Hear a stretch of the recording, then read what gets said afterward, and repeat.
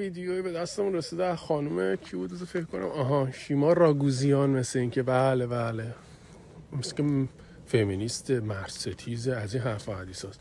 اومده بیرون، یه تیکش رو نگاه کنیم ببینیم چی گفته. بابام سلام، چطوری؟ خوبی؟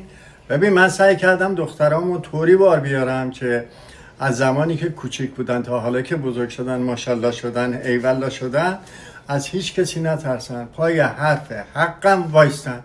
تمام. پدر ایشون هستن یه مفنگی یالغوز هستش. داداشم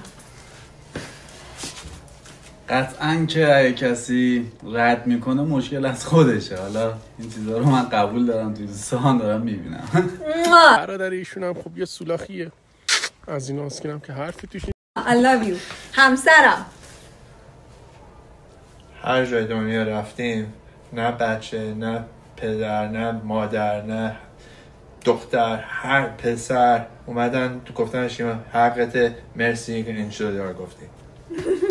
و اینکه خانم راگوزیان، بله درست گفتم، خانم شیما راگوزیان، شما حق داری که فمینیست باشی، مرد ستیز باشی، برای اینکه شما مرد دورت ندیدی با توجه به این کلیپی که خودتون گذاشتین. این یک.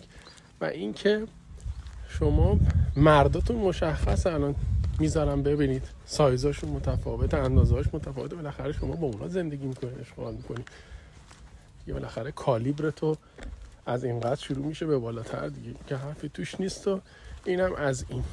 من این مردا رو دیدم که شما تو مخمید. کلام آخر خانم راگوزیان، سرنوشت خانمایی که فمینیستن و شما که مثلا فمینیستید اینه که الان میذارم ببینید. Io non mangiano la pasta col pomodoro.